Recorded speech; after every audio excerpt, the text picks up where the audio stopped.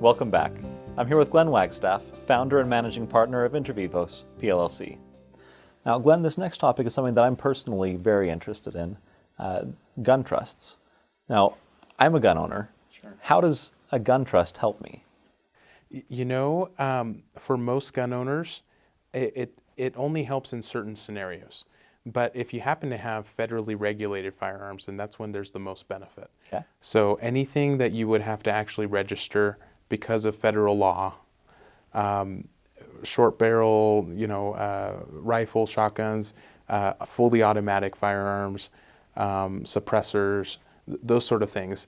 That's where you get the most benefit because it streamlines the purchase process. It allows you to let other people be able to use the firearm without getting in trouble with the ATF, which is the task force that kind of enforces the law, right? And it also allows you to transfer it and avoid what we call the accidental felony, which is someone inheriting a firearm that should be registered and they don't register it in time. And then those firearms have to be destroyed completely beyond recognition according to federal law. And so, and if someone's caught in possession of it without being registered, it's a federal felony. And so avoiding all of those issues is really the biggest benefit from gun trusts. All right. Now, obviously, no one wants to be involved in a situation like that. Now, for people who don't have those kinds of federally regulated guns, what is the benefit? I feel like a lot of gun owners, and you tell me, but a lot of gun owners feel connection to their collection, right? Oh, absolutely. And passing that on from generation to generation is something that I think is valuable, and that you can pass on those values of why you feel so strongly about having a firearms collection or being a gun owner. But beyond that, there are certain risks that can come up frequently, right? If anybody would inherit a gun and they have a domestic violence charge on their record, or they've ever been convicted or even charged with a felony, right? They may have a restriction on their ownership of a gun.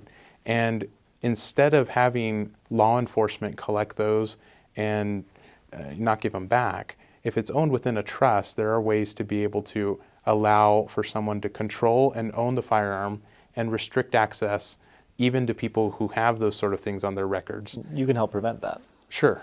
And so ultimately you're protecting them from getting into more trouble, and you're also making sure that the collection's not lost.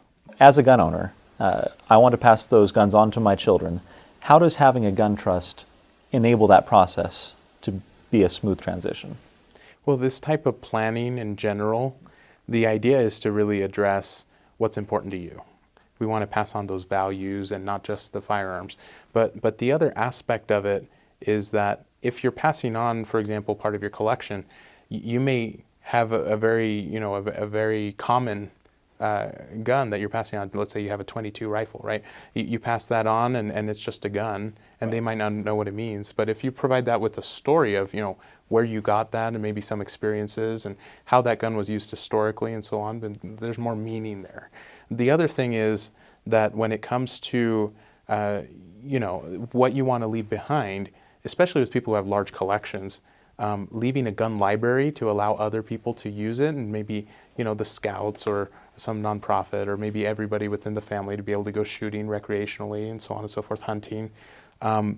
Leaving those guidelines to be able to benefit a whole group of people rather than just specific individuals sometimes is valuable and important. We can do all that in planning.